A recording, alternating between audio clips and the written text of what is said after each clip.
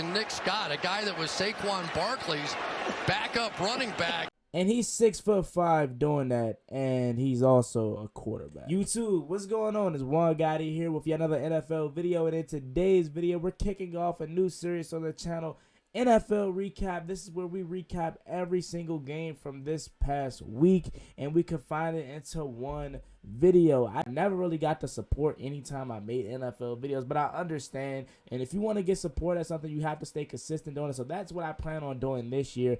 Every Tuesday, NFL Recap will be coming out. So let's start off by talking about the primetime games. And let's go to Thursday, that very game from the clip you just saw with Josh Allen absolutely stiff-arming the Rams defender.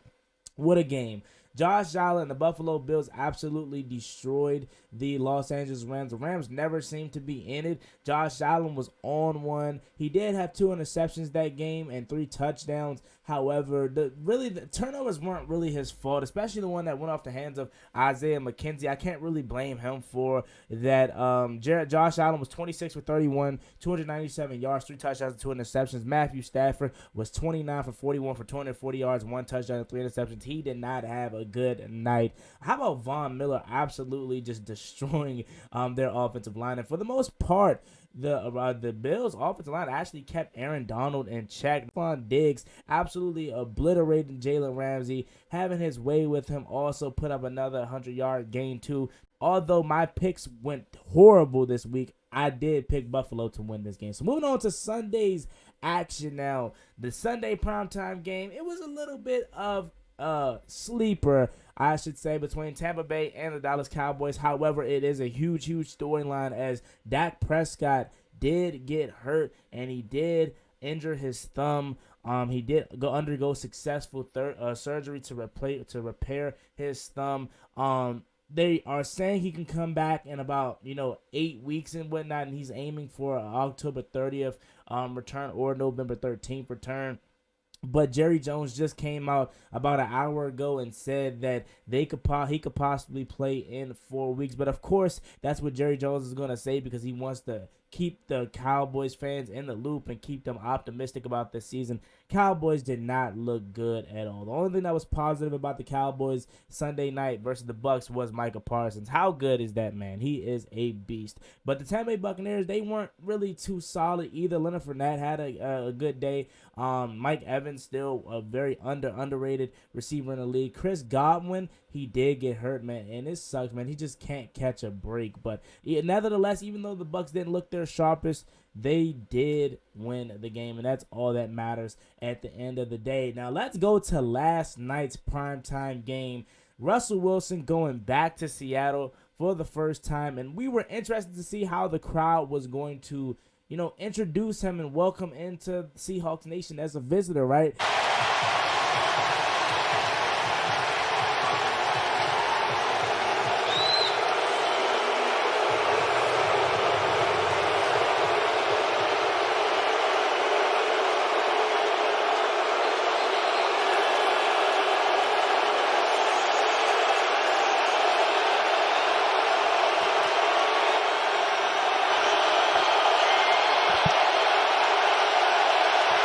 And they met him with heavy boos. When I tell you, I was surprised because this guy has put on the Seahawks jersey for the past decade plus, always keeping them in the playoff run, won a Super Bowl with them, and was a yard away from winning yet another Super Bowl. So for me personally, on the outside looking in, I was super surprised to see Seattle, meeting Russell Wilson with boos. Getting into this game, how about Geno Smith? And if my voice sounds a little off, man, I was screaming at the Commanders game, and then I streamed Cowboys game play-by-play, and then yesterday I was screaming because what a game. Geno Smith, man, how good was he? He had over 200 passing yards, and he had a touchdown, and we were all just waiting for that Geno Smith mistake, and he never made it.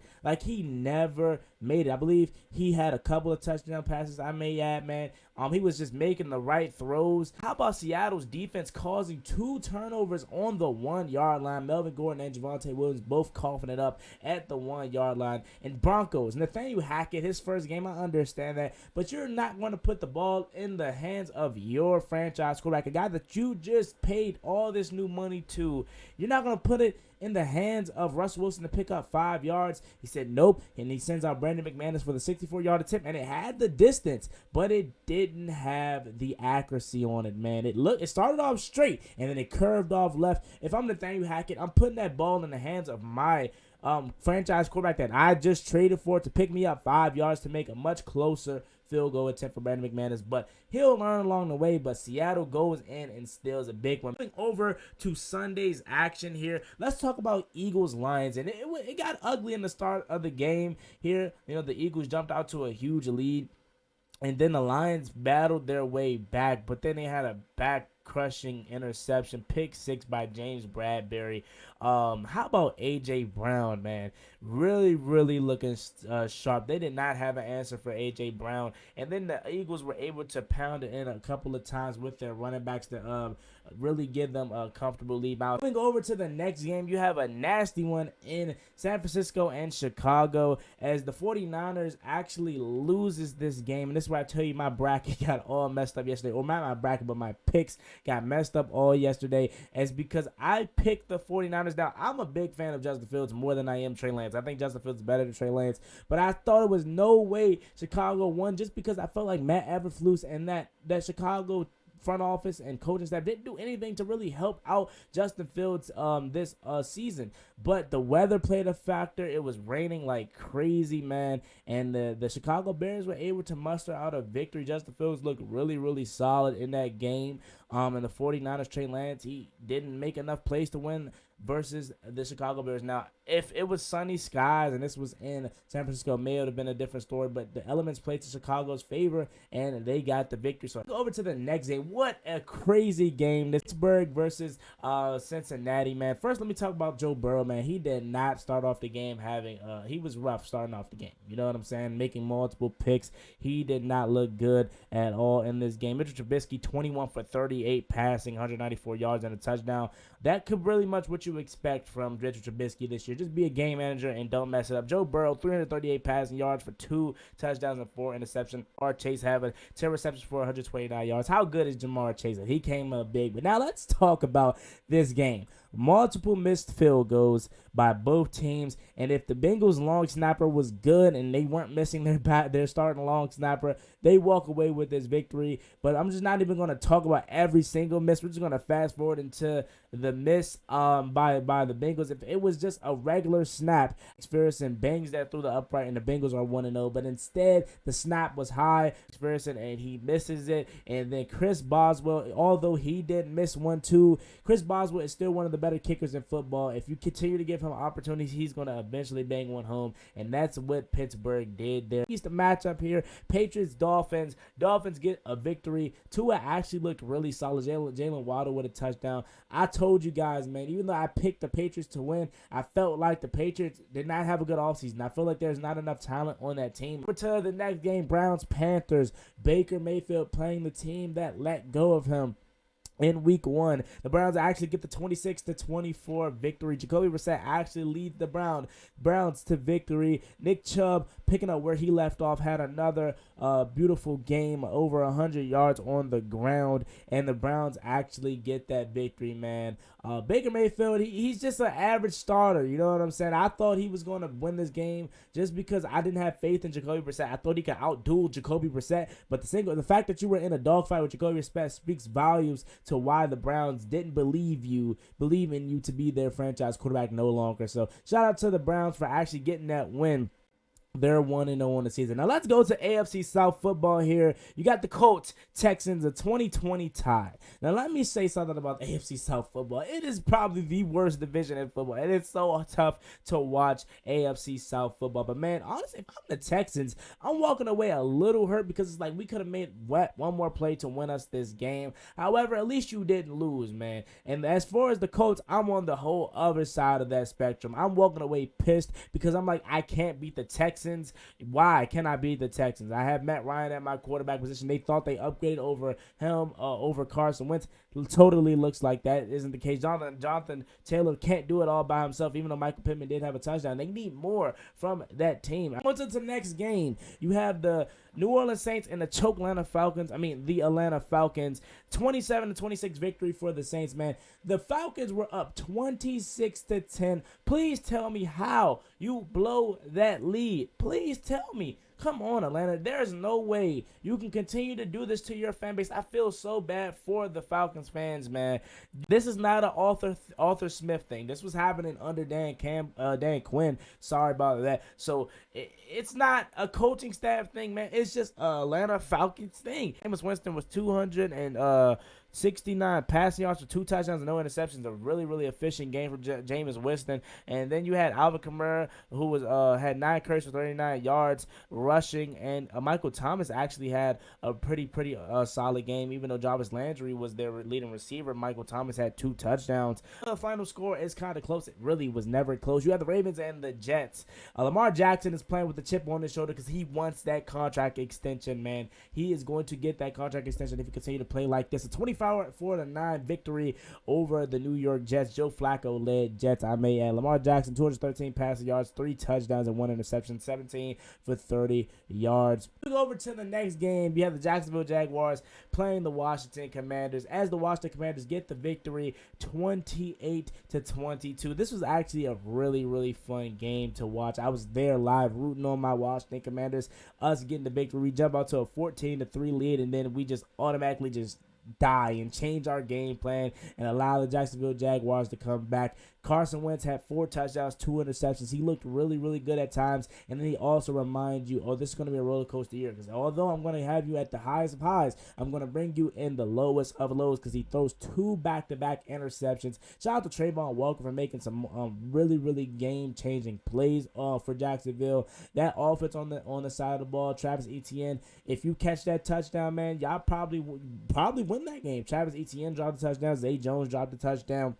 So Jacksonville, man, they're going to be way better than what a lot of people think, honestly, man. And the future is bright there in Jacksonville, in my opinion. But Washington was just a play better. Jahan Dawson, 2 touchdowns in his first game as a Commander in the NFL, and Derek Forrest with the game-sealing interception. Moving over to the next game, you have Packers-Vikings. How about the Vikings making a statement in Week 1, 23-7 victory over Aaron Rodgers and the Green Bay Packers. And yes, Aaron Rodgers was missing a lot of people this game, Alan Lazard, David Bakhtiari, but the Vikings were just on one. Justin Jefferson, 184 yards in this game and a touchdown.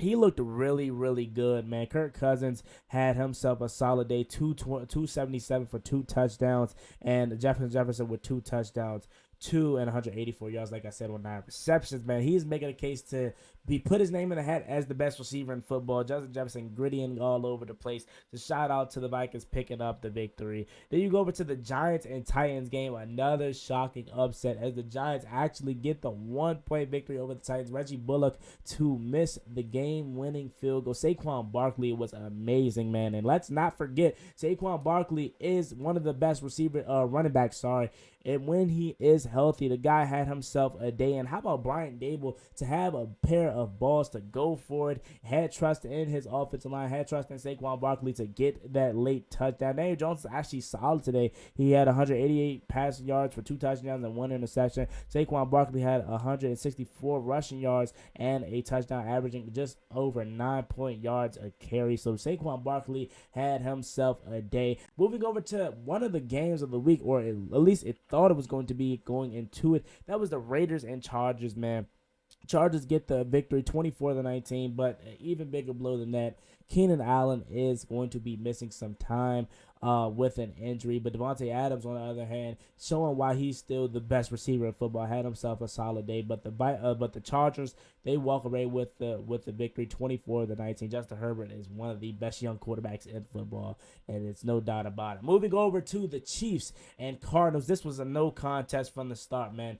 Patrick Mahomes was looking really, really good from the jump, man. He finished the game with 5 touchdowns and no interceptions. offense, 360 passing yards, and he was 30 for 39 on the day. That offense is looking really, really good, man. Travis Kelce had himself a touchdown, and then Clyde Edwards-Helaire had 2 touchdowns. So that offense is looking good. Put up a 40-burger in the first game, and the Cardinals are desperately missing DeAndre Hopkins. I know they cannot wait to get him and J.J. Watt back here shortly. Yeah, man, there you have it. That is the week 1 slate for you guys. This is the first NFL recap. Let me know what you guys think about this video in the comment section down below. As always, being boy Juan Gotti, like, comment, subscribe. I'm out. Peace.